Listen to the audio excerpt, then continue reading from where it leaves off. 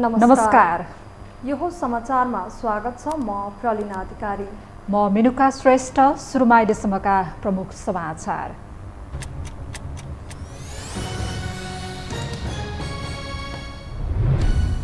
माओवादी केन्द्रका अध्यक्ष प्रचण्ड तेस्रो पटक प्रधानमन्त्रीमा नियुक्त।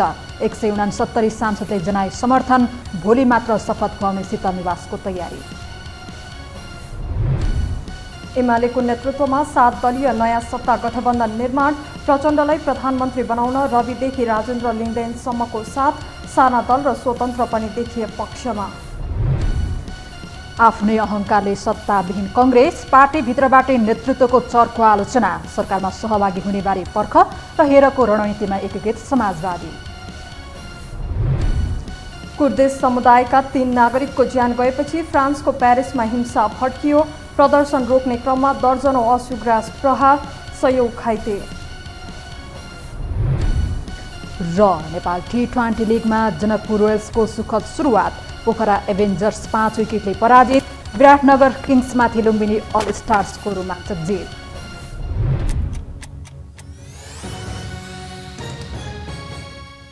अब समाचार विस्तारमा। नेकपा माओवादी केन्द्रका अध्यक्ष पुष्पकमल दाहाल प्रचण्ड तेस्रो पटक प्रधानमन्त्री नियुक्त हुनुभएको छ।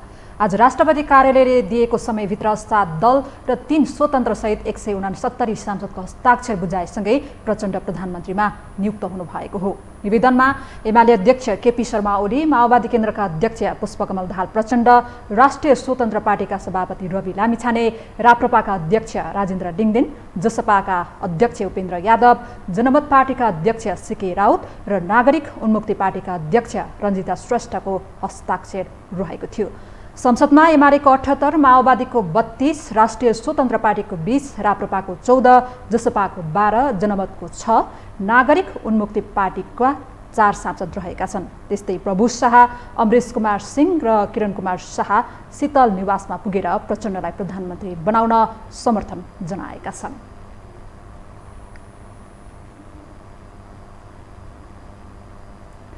प्रधानमन्त्रीमा नियुक्त नेकपा माओवादी केन्द्रका अध्यक्ष पुष्पकमल दाहाल प्रचण्डको शपथ भोलि मात्र हुने भएको छ।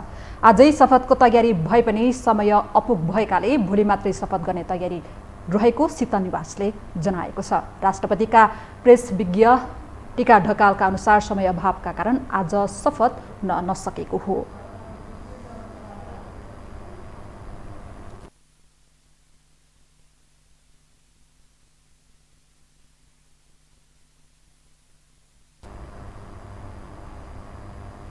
अब बाँकी समाचार। सरकार गठनका लागि राष्ट्रपतिले दिएको समय घर्किँदै गर्दा प्रचण्ड अन्तिम दौडधुप रहेका प्रचण्ड अन्ततः एमालेको साथमा प्रधानमन्त्री भएका छन्। सत्ता गठबन्धनबाट प्रधानमन्त्री बन्न असफल भएपछि प्रचण्ड बालकोट पुगेका थिए। यससँगै कङ्ग्रेसको हातबाट सत्ता गुमेको छ। यसबीचमा विकसित घटनाक्रम कस्तो रह्यो त? एक रिपोर्ट। आज बिहानैबाट विकसित घटनाक्रममा प्रधानमन्त्रीको दावेदार पुष्पकमल दाहाल प्रचण्डले आफ्ना नेताहरूसँग खुमलटारमा वार्ता गर्दा सोही काम बालुवाटारमा शेरबहादुर देउवा गर्दै थिए। आफ्नो पार्टीको ठूलो हैसियत रहेकोले आफू प्रधानमन्त्री बन्नुपर्ने दावी गरेका उनी भर्सक प्रचण्डलाई फकाउन लागि परेका थिए। समय घर्के पनि आफै प्रधानमन्त्री बन्नेमा उनी ढुक्क थिए। उनको दाउ थियो सरकार गठनको समय सकिए पनि ठूलो दल काङ्ग्रेस भएका कारण आफै प्रधानमन्त्री हुन्छु।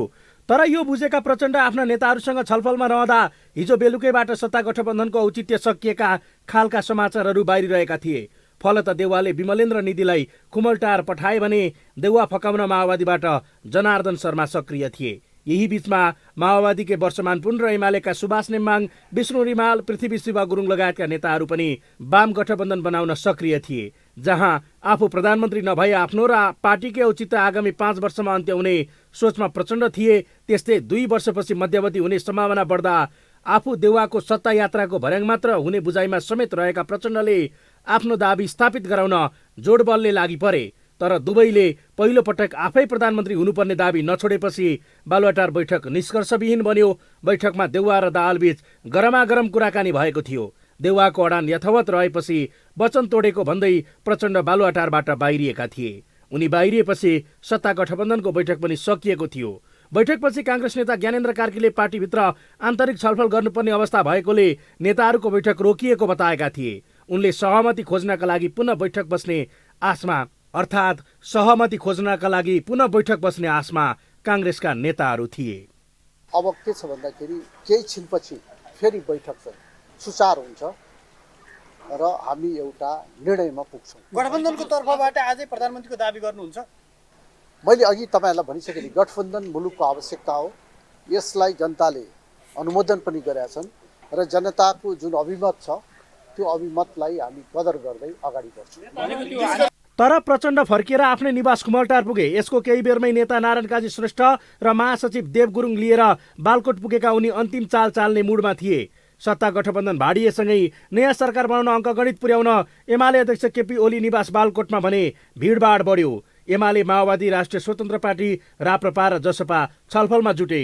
केही समयपछि छलफल गर्न भन्दै जसपाका नेता अशोक राई बालुवाटारबाट बाहिरिँदा जनमत पार्टीका अध्यक्ष डाक्टर सीके राउतको प्रवेश भयो। अन्ततः सत्ता गठबन्धन तोडिएर एमाले, माओवादी सहितका दलहरू मिलेर सरकार बनाउने सहमति भयो। सहमति लगत्तै बारदलीमा आएर ओलीले समर्थक तथा पत्रकारहरूलाई अभिवादन गरेका थिए। यता राप्रपाले पनि अनिर्णयको बन्दी नबन्ने भन्दै सरकार गठनमा सहयोग गर्ने भयो। यो सँगै 162 सांसदको समर्थनमा प्रचण्डले प्रधानमन्त्रीको यात्रा तय गरेका छन्। सम्माननीय राष्ट्रपतिले भनेको समयमा 2 अन्तर्गतको सरकार गठन नहुँदाखेरि स्वाभाविक रूपमा 3 अन्तर्गतको सरकार गठन हुने र त्यसमा एउटा दल विशेषको सरकार रहने, जुन कुरा आम निर्वाचनको जनादेशभन्दा विपरीत हुने अवस्थालाई ध्यानमा राखेर हामीले 2 अन्तर्गतकै सरकार गठनका लागि दलहरूका बीचमा छलफल गऱ्यौँ र दलहरूका बीचको छलफल एउटा निष्कर्षमा पुगेको छ। नेकपा माओवादी केन्द्रका अध्यक्ष पुष्पकमल दाहाल प्रचण्डको नेतृत्वमा उपधारा 2 अन्तर्गतको 2 भन्दा बढी दलहरूको समर्थन रहेको सरकार गठनका लागि सम्माननीय राष्ट्रपति समक्ष दाबी प्रस्तुत गर्ने सहमति भएको छ। यो सँगै पुनः एकपटक नेपाली राजनीतिमा असम्भव केही नरहेको तथ्य प्रमाणित भएको छ भने संसदको ठूलो दल नै प्रतिपक्षी बनेको छ, जहाँ सत्ता स्वार्थले मुख हेर्न नचाहनेहरू मात्र एक ठाउँमा उभिएका छैनन्। जनताको आक्रोशलाई भोट बनाएको र व्यवस्था विरोधी शक्ति समेत सत्तामा समेटिने भएका छन्। यही कारण देखिने गरी काम गर्ने चुनौती सहित प्रचण्ड प्रधानमन्त्री बनेका छन् भने प्रचण्डकै कारण काङ्ग्रेस सत्ता यात्रामा जाने अवसरबाट दोस्रो पटक जिल्लिएको छ। यो हो टेलिभिजनका लागि कुलचन्द्र बिष्ट, काठमाडौँ। बालुवाटारबाट सत्ताको चाल बालकोटतर्फ पल्टिएपछि यति बेला राजनीतिक माहौल एकाएक तरङ्गित बनेको छ। नेकपा माओवादी केन्द्रका अध्यक्ष पुष्पकमल दाहाल प्रचण्डले बालुवाटारबाट प्रधानमन्त्री नपाएको झोकमा बालकोट गएर सत्ताको खेल पल्टाएका छन्। आजै शीतल निवास पुगेर 7 दल र 3 स्वतन्त्र सांसदको समर्थनसहित प्रधानमन्त्रीमा नियुक्त भएका छन्। एक रिपोर्ट। शीतल निवासबाट सुरु भएको कानेखुसी संसद भवन हुँदै बालकोट पुगिसक्दा समेत देउबाले भ्यौ नपाएपछि सत्ता उलटपुलट भयो। प्रधानमन्त्रीका लागि जोसँग जस्तो सुकै सम्झौता गर्न तयार रहेका प्रचण्डले बालुवाटारमा नपाएको झोकमा झोकिएर बालकोट पुगेर ओलीसँग सम्झौता गरे। ओलीले प्रचण्डलाई प्रधानमन्त्री स्वीकार्दै 2.5 वर्षपछि आफै प्रधानमन्त्री हुने सहमति गरे। तर ओली प्रचण्ड बीचको सत्ता सहकार्यको निर्णयले प्रधानमन्त्री समेत रहेका काङ्ग्रेस सभापति शेरबहादुर देउबाले सत्ताको सबै गुमाएका छन्। नेपाली काङ्ग्रेसलाई पहिलो दलका रूपमा निर्वाचित गरे पनि उसले 2 अन्तर्गतको सरकार गठनका लागि अग्रसरता, पहलकदमी र निष्कर्षमा पुर्याउने काम गर्न नसकेपछि स्वाभाविक रूपमा दोस्रो ठुलो पार्टीका रूपमा नेकपा एमाले नेकपा माओवादी केन्द्रका अध्यक्ष पुष्पकमल दाहाल प्रचण्डको नेतृत्वमा उपधारा 2 अन्तर्गतको 2 भन्दा बढी दलहरूको समर्थन रहेको सरकार गठनका लागि सम्माननीय राष्ट्रपति समक्ष दाबी प्रस्तुत गर्ने सहमति भएको छ। निर्वाचनको मत परिणाम सार्वजनिक भए लगत्तै नेकपा एमालेका अध्यक्ष केपी शर्मा ओलीले प्रचण्डलाई फोन गर्नुको अर्थ नै सत्ता सहकार्यको निम्तो थियो। बन्द रहेको बोलचाल खुल्ला गर्ने आइस ब्रेकका रूपमा रहेको फोन कलपछि शीतल निवास र संसद भवनमा हँसिलो मुहार सहित 1-1 कानेखुसी गरेका ओली प्रचण्डको झनै सामिप्यता बढ्यो। फलत प्रचण्डले कङ्ग्रेससँगको सहकार्य तोड्दै बालकोटको बारदलीमा पुगेर ओलीसँगै हात हल्लाउँदै देउबालाई खाइस भनेका छन् र उनी यो देशको 44औं प्रधानमन्त्री बनेका छन्। निर्णय हुन्छ, तपाईँहरूलाई सबै कुरा थाहा छ त। सबै कुरा कहिले हुन्छ? अन्तिम घडीमा हुन्छ।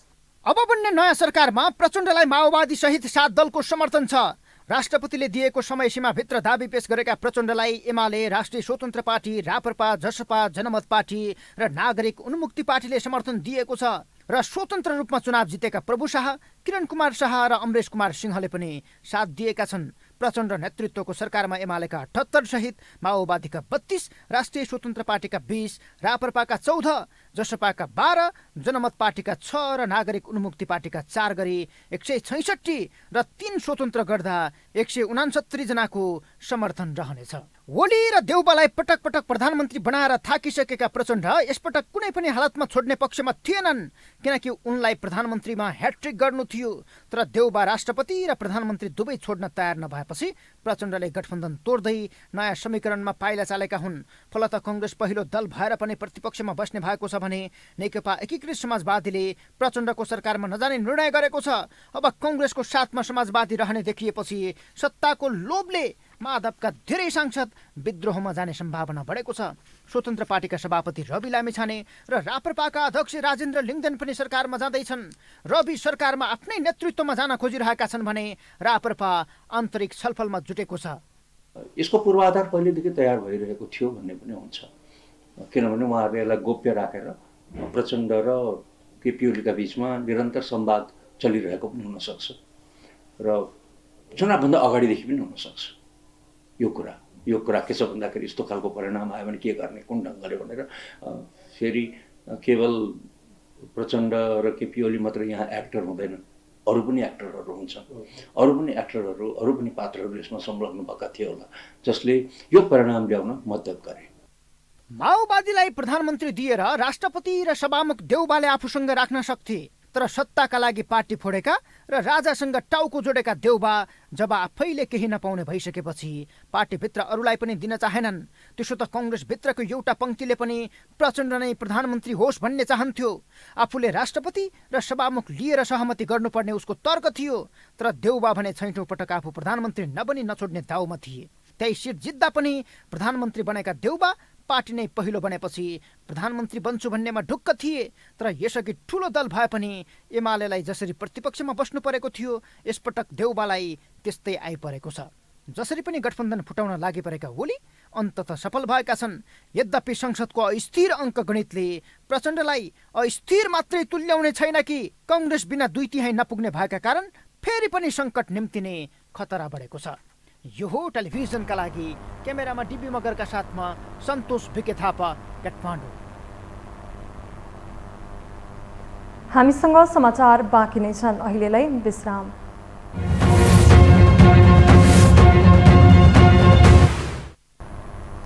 विश्रामपछि स्वागत छ। अब बाँकी समाचार। एकाएक सत्ता समीकरण फेरिएपछि नेपाली कङ्ग्रेसमा सन्नाटा छाएको छ। नेताहरूले भने सभापति शेरबहादुर देउवाले राजनीतिक विवेक पुर्याउन नसकेको भन्दै आक्रोश पोखेका छन्।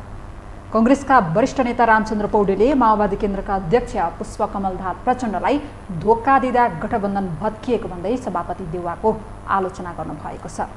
नेता कार्यकर्ताहरूले पार्टीको असफलताको जिम्मेवारी पार्टी पदाधिकारीले लिनुपर्ने भन्दै नेतृत्वको विरोध गरिरहेका छन्।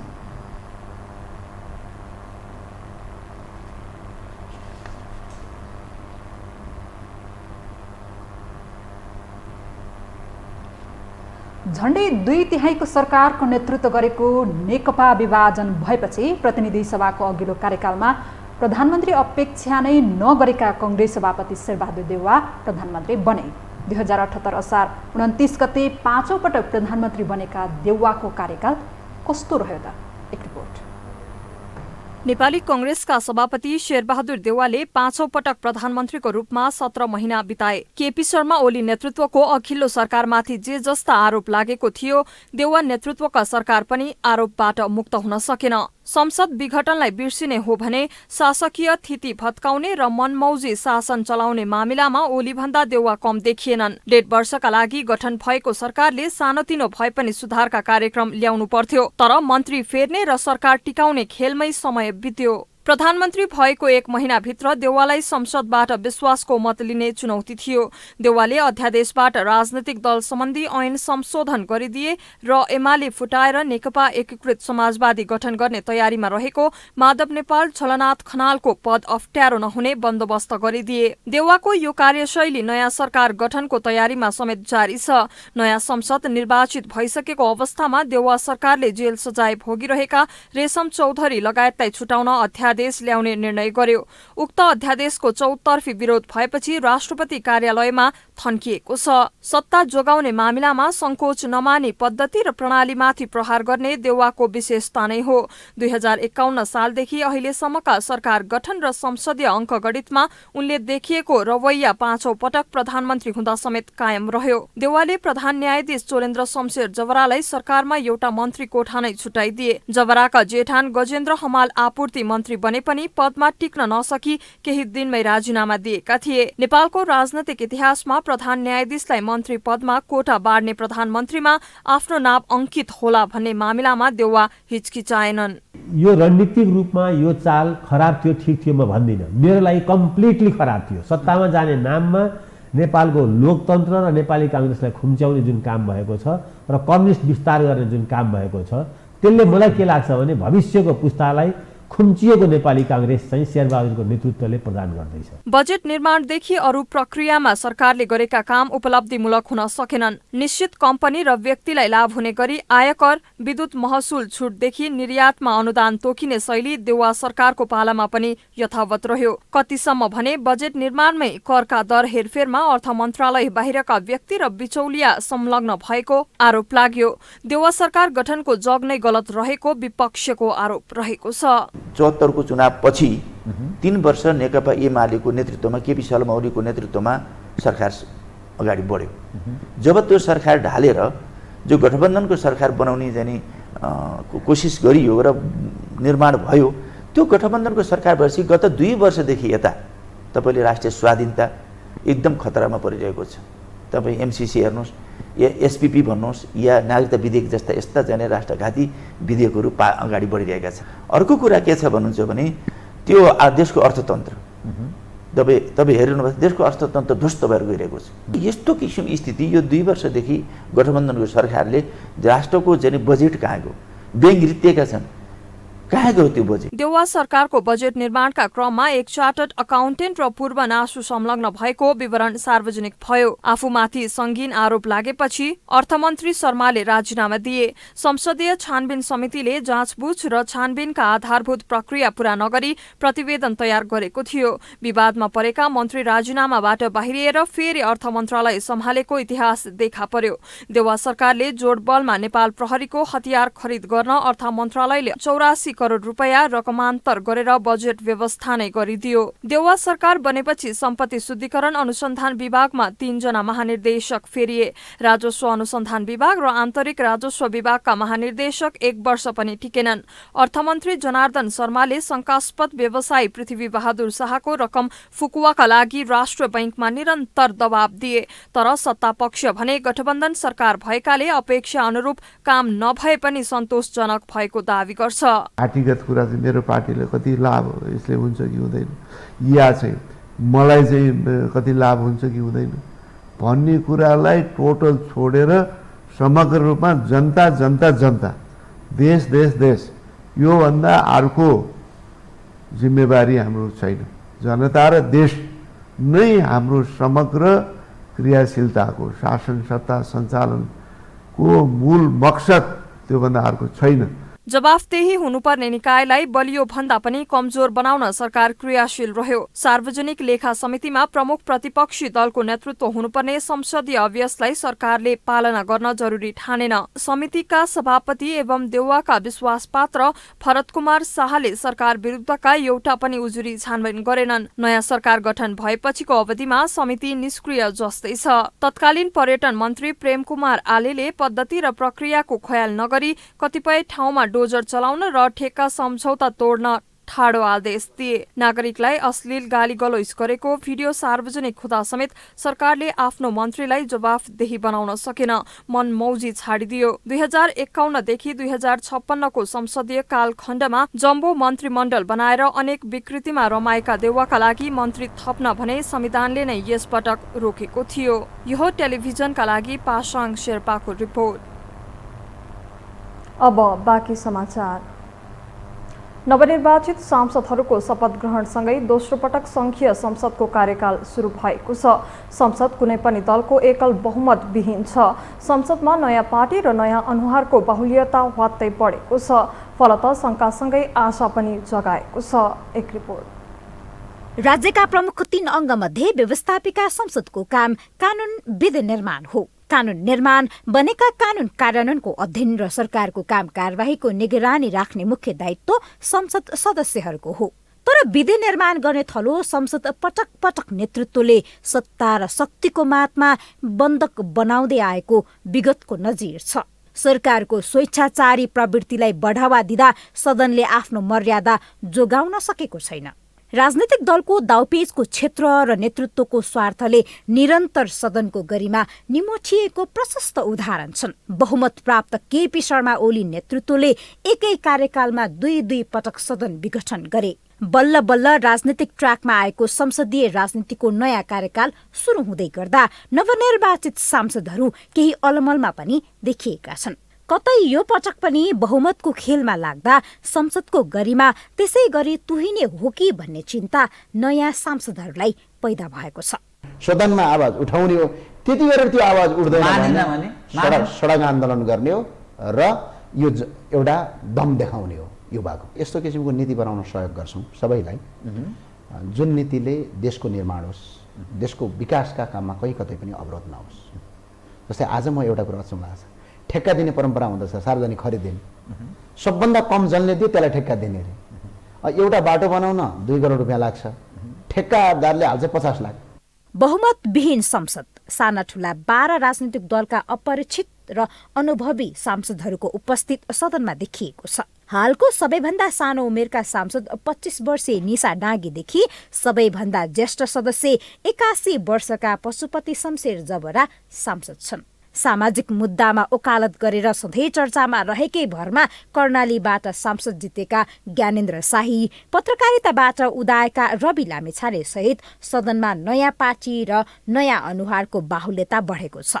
राजनीतिका नयाँ र धुरन्धर खेलाडीहरूका बीच संसदीय गतिविधि बडो कौतूहलतापूर्ण देखिन्छ। कतै उग्रवादी र यथास्थितिवादी शक्तिहरूको टसलले संसदको अल्पायुमै विघटन हुने त होइन भन्ने संशय ठूला नेताहरूमा पलाइसकेको छ। उनीहरूले 3 वर्षमै मध्यावधिक निर्वाचन हुने परिकल्पना समेत गरिसकेका छन्। देश फेरि घुमिफिरिकन मध्यावधितिर जाने सम्भावना त्यो पनि छँदैछ। जाँदैन भन्न सकिँदैन, किनभने सरकार गठनै हुन सकेका छैन स्वार्थको टकरावले भने, अनि सञ्चालन कसरी हुन्छ?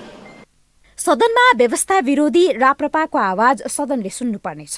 नागरिकको अनगिन्ती समस्या हुँदै सडकको आवाज पनि यो सदनले सम्बोधन गर्नुपर्नेछ भने त्योभन्दा महत्त्वपूर्ण संसद सचिवालयले क्लिन चिट लिन लागेको प्रधान न्यायाधीश सोलेन्द्र शमशेरमाथिको महाअभियोगको मुद्दालाई कसरी पार लगाउँछ? संविधानको प्रभावकारी कार्यान्वयन, त्यसमा पनि अहिले राष्ट्रपतिसम्म पुगेर थन्किएको नागरिकता विधेयकमा सदन कसरी निर्णायक बन्छ? असमान सन्धि सम्झौतामा सदनको भूमिका चुनौतीको रूपमा हेरिएको छ। सामान्य राजनीतिक भविष्यवाणीले पनि सरकारको स्थायित्वमा शंका विद्यमान छ। संसदमा देखिएको नयाँपनसँगै ठूलो वितृष्णका बीच जनतामा आकांक्षा, अनगिन्ती राष्ट्रिय मुद्दाहरू यो संसदका लागि पेचिलो पक्कै बन्नेछ।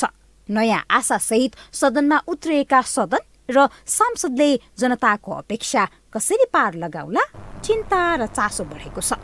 यो टेलिभिजनका लागि निम्लेकी शर्पा, काठमाडौँ। नेकपा एकीकृत समाजवादी पार्टी सरकारमा सहभागी नहुने भएको छ। पुष्पकमल दाहाल प्रचण्ड नेतृत्वमा सरकार बनाउने निर्णय भएपछि नेकपा यसको सचिवालय बैठक बसेको थियो। पछिल्लो विकसित घटनाक्रमलाई लिएर गम्भीरतापूर्वक लिने र उपयुक्त समयमा मात्रै धारणा बनाउने बैठकमा सहमति बनेको हो।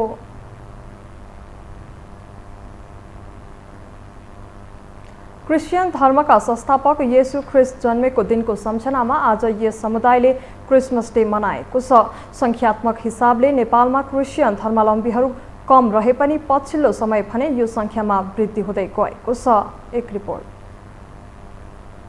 आज क्रिसमस डे। हरेक वर्ष 25 डिसेम्बरमा येशू ख्रिस्टको जन्मदिनको खुसियाली मनाउने परम्परा अनुसार नेपालसहित देशभरका क्रिस्चियन धर्मावलम्बीले क्रिसमस डे मनाएका छन्। क्रिसमसको अवसरमा आज देशैभरका चर्चमा प्रार्थना लगायत कार्यक्रम गरी येशू ख्रिस्टको सम्झना गरिएको छ।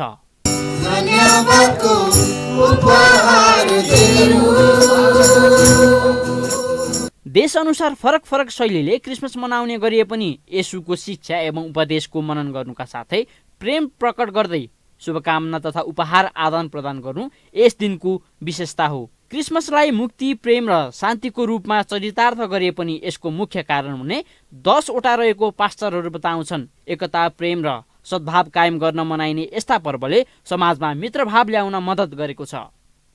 क्रिसमस चाहिँ अनि मनाउनुको मुख्य केही कारणहरू छन्, 10 वटा कारणहरू छन्। म तपाईँहरूको बिचमा यो बताउन चाहन्छु। अनि क्रिसमस भनेको चाहिँ स्वतन्त्र र छुटकाराको उत्सव हो। जसरी मानिस चाहिँ पापले लादिएको थियो अनि पापको दासत्वमा थियो, पापको दासत्वबाट छुटकारा पाउनको लागि अनि प्रभु येशू ख्रिस्ट उहाँ परमेश्वरको पुत्र भएर पनि यो संसारमा उहाँ आउनुभयो र उहाँले पापबाट छुटकारा गराउनु भएको छ। त्यस कारणले हामी छुटकाराको उत्सव मनाउँछौँ, स्वतन्त्रताको उत्सव मनाउँछौँ। विशेष गरिकन हामी नेपाल सरकारप्रति हामी धेरै धन्यवादी छौँ र उहाँले जुन स्वीकार गर्नुभएको छ, थोरै सङ्ख्यामा भए तापनि उहाँले स्वीकार गर्नुभएको छ, जसले चाहिँ एकता र प्रेम र सद्भावको अनि कुराहरू ल्याएको छ। अनि त्यस कारणले गर्दाखेरि चाहिँ हामी धेरै खुसी छौँ यो कुरामा। धन्यवाद। धन्यवाद हजुरको उपस्थितिको लागि पनि धेरै धन्यवाद छ। सबै धर्मलाई समानता दिएको राज्यले आज क्रिसमस डेको अवसरमा सार्वजनिक बिदा समेत दिएको छ। 2075 देखि 77 सम्म क्रिस्चियन धर्मावलम्बीलाई मात्रै बिदा दिएको भए पनि 78 देखि भने सबैलाई सार्वजनिक बिदा दिन थालिएको हो। हिन्दूहरूको बाहुल्यता धेरै भए पनि एकले अर्को धर्मको सम्मान गर्ने संस्कार नेपालीमा छ, जसका कारणले गर्दा पनि पछिल्लो समय क्रिसमस मनाउनेको सङ्ख्यामा वृद्धि भइरहेको छ। मुक्तिदाता जन्मिनु भएको अवसरमा उत्सव मनाउने, रमाइलो गर्ने त हो। अनि हामीले आफ्नो तरिकाले व्यक्त गर्छौँ र विशेष गरेर मण्डली परिवारमा हामी सबै मण्डली परिवारहरू मिलेर उहाँको जन्म उत्सवमा नाचगान गर्ने, वचनहरू उहाँको परमेश्वरको वचन सुन्ने, अरूलाई पनि सुनाउने, आफन्तजन, नातेदार, छरछिमेकीहरू, साथीभाइ सबैलाई एकट्ठा भेला भएर जमघट गरेर एउटा मनाउने, सँगै मनाउने एउटा उत्सवको रूपमा हामीले यसरी लिन्छौँ, मनाउँछौँ। म विगत 10 वर्षदेखि यहाँ छु। हामी विगतमा थोरै थियौँ, अहिले धेरैजना हुनुहुन्छ पनि। र विशेष त के हो भने चाहिँ हिजो जुन तरिकाले हामीले विगत 10 वर्षमा मनाइराखेका थियौँ, त्योभन्दा अझै हामीले विशेष तरिकाले हामीले मनाइ नपाएका छौँ। 2000 वर्ष अघि जेरुसेलमको बेथलेहममा कन्या मारियमको कोखबाट येशूको जन्म भएको थियो। जिसस क्राइस्ट पनि भनिने उनले मानव समुदायका लागि पुर्याएको योगदानको सम्झनामा ईस्वीसम्म चलाएको विश्वास गरिन्छ।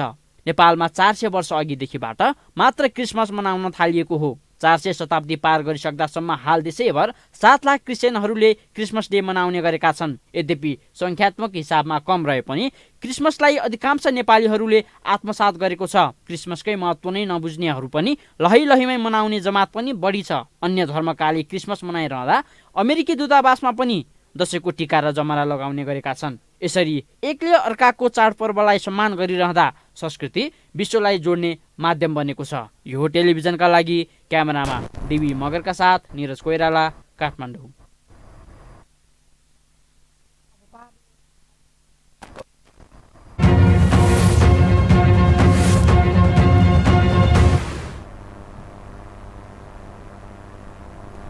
पर्यटन व्यवसायीहरूले ठमेललाई विशेष पर्यटकीय क्षेत्र घोषणा गर्न सरकारसँग माग गरेका छन्।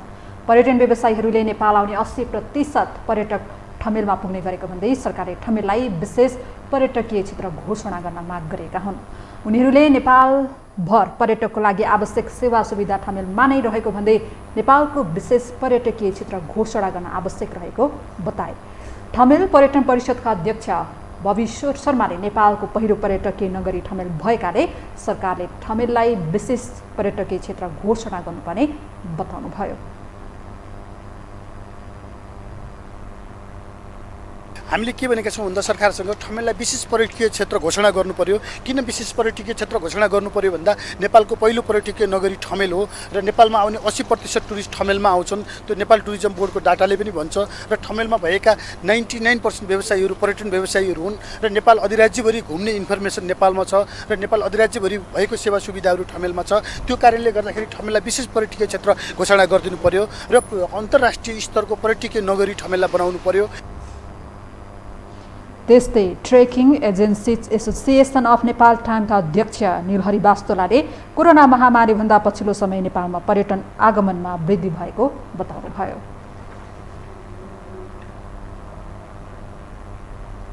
हामीसँग अन्तर्राष्ट्रिय र खेल समाचार बाँकी नै छन्। अहिलेलाई पुनः विश्राम।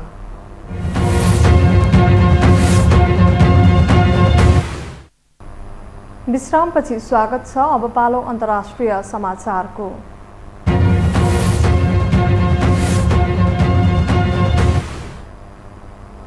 फ्रान्सको राजधानी पेरिसमा हिंसा भड्किएको छ। गोलीकाण्डमा कुर्दिस समुदायका 3 नागरिकको ज्यान गएपछि हिंसा भड्किएको हो। प्रदर्शन रोक्ने क्रममा प्रहरीले दर्जनौं सेल अश्रुग्रास प्रहार समेत गरेको छ। प्रदर्शनका क्रममा केही घाइते भएको अन्तर्राष्ट्रिय सञ्चार माध्यमहरूले जनाएका छन्। राजधानी पेरिसमा भेला भएका प्रदर्शनकारीले सरकार विरुद्ध नारा लगाएका छन्। अमेरिका र क्यानाडामा हिम आँधीका कारण 20 करोड मानिस प्रभावमा परेका छन्। 19 जनाको मृत्यु भएको छ भने करोडौं मानिसहरू चिसोजन्य स्वास्थ्य जोखिमको सामना गरिरहेका छन्। एक रिपोर्ट। अमेरिकाको टेक्ससदेखि क्यानाडाको कुबेलसम्म 3200 किलोमिटर भन्दा ठूलो क्षेत्रमा हिम आँधी फैलदा लाखौं मानिस प्रभावित बनेका छन्। खराब मौसमका कारण मानिसहरूको क्रिसमस योजना समेत बिथोलिएको छ। चिसो आँधी टेक्ससदेखि क्यानाडाको कुबेलसम्म 3200 किलोमिटर भन्दा धेरै क्षेत्रमा फैलिएको छ।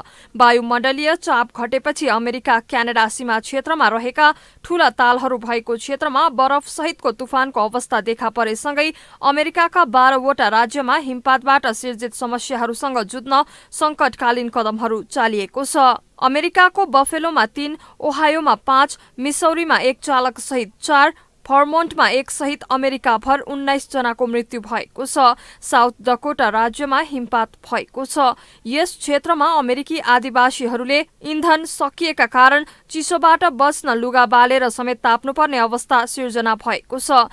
काउन्टीका प्रकोप पूर्व तयारी र होमल्यान्ड सेक्युरिटीका डेप्युटी कमिश्नर ग्रेगरी बुचरले आधी आगामी दिनहरूमा महत्वपूर्ण हुने बताएकी छिन्। त्यस्तै एम्बुलेन्स र आपतकालीन चिकित्सक समयमै घरमा पुग्न नसक्दा संकटको स्थितिमा मृतकको दर बढेको बताइएको छ। अमेरिकी राष्ट्रिय मौसम सेवा NWS ले जारी गरेको मौसम सम्बन्धी नक्सालाई जाडो मौसमको चेतावनी समेटिएको हालसम्मकै सबैभन्दा व्यापक चित्रण गरिएको छ। चिसो अत्याधिक भएका कारण आफूहरू एक खाले नर्कमा रहेको त्यहाँको सर्वसाधारणहरूको भनाइ छ।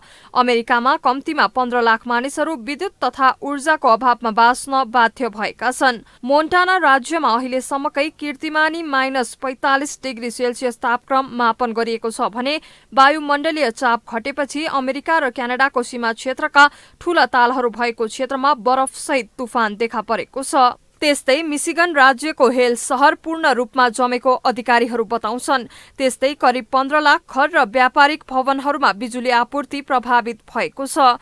चिसो आगामी हप्तासम्म कायम रहने पूर्वानुमान मौसमविदहरूले बताएका छन्। सामान्यतया हलुका चिसो महसुस हुने दक्षिणी राज्यहरू लुजियाना, अलाबामा, फ्लोरिडा र जर्जियामा चिसो निकै बढ्न सक्ने चेतावनी दिएको छ। चिसो आँधीका कारण सडक दुर्घटनाहरूमा समेत वृद्धि भएको छ। उडानहरूबारे जानकारी दिने वेबसाइट फ्लाइट अवेयरका अनुसार शुक्रबार मात्र 5,900 भन्दा बढी अमेरिकी उडान रद्द भएको थियो भने शनिबार 1,200 उडान रद्द भएको थियो। लाखौं अमेरिकीहरू क्रिसमसको पूर्व सन्ध्यामा यात्रा गरिरहेका बेला उडान रद्द गरिएको फ्लाइट अवेयरले जनाएको छ।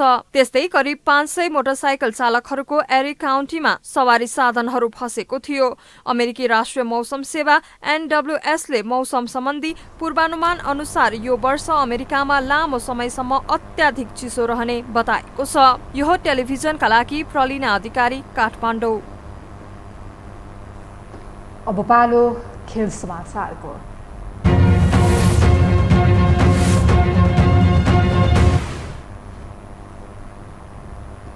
जनकपुर रोयल्सले नेपाल T20 लिगमा सुखद सुरुवात गरेको छ। त्रिवी क्रिकेट मैदानमा आज सम्पन्न दोस्रो खेलमा पोखरा एभेन्जर्सलाई 5 विकेटले पराजित गरेको हो। यस जितसँगै जनकपुरले 2 अङ्क जोड्दा पोखराले लगातार दोस्रो हार बेहोरेको छ। यसअघि आजै सम्पन्न पहिलो खेलमा लुम्बिनी अल स्टार्सले विराटनगर सुपर किङ्समाथि 3 रनको रोमाञ्चक जित हात पारेको हो।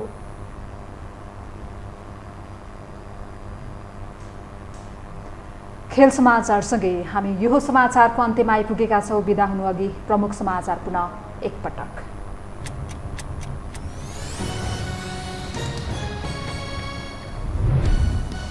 माओवादी केन्द्रका अध्यक्ष प्रचण्ड तेस्रो पटक प्रधानमन्त्रीमा नियुक्त। 169 सांसदले जनाए समर्थन। भोलि मात्र शपथ खुवाउने शीतल निवासको तयारी। एमालेको नेतृत्वमा 7 दलीय नयाँ सत्ता गठबन्धन निर्माण। प्रचण्डलाई प्रधानमन्त्री बनाउन रविदेखि राजेन्द्र लिङ्गदेनसम्मको साथ साना दल र स्वतन्त्र पनि देखिए पक्षमा। आफ्नै अहङ्कारले सत्ताविहीन कङ्ग्रेस पार्टीभित्रबाटै नेतृत्वको चर्को आलोचना। सरकारमा सहभागी हुने बारे पर्ख र हेरको रणनीतिमा एकीकृत समाजवादी। कुर्दिश समुदायका 3 नागरिकको ज्यान गएपछि फ्रान्सको पेरिसमा हिंसा भड्कियो। प्रदर्शन रोक्ने क्रममा दर्जनौं आँसु ग्यास प्रहार, 100औं घाइते। र नेपाल T20 लिगमा जनकपुर रोयल्सको सुखद सुरुवात। पोखरा एभेन्जर्स 5 विकेटले पराजित। विराटनगर किङ्समाथि लुम्बिनी अल स्टार्सको रोमाञ्चक जित।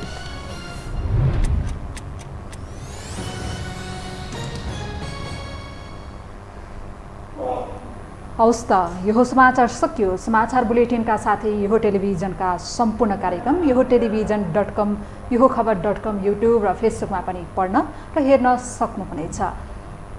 मोबाइलमा योहो टिभी एप डाउनलोड गरी हामीलाई प्रत्यक्ष हेर्न सक्नुहुनेछ। तथ्यसहितको निष्पक्ष समाचार तथा मनोरञ्जनका लागि हेर्दै रहनुहोला योहो टेलिभिजन। नमस्कार। नमस्कार।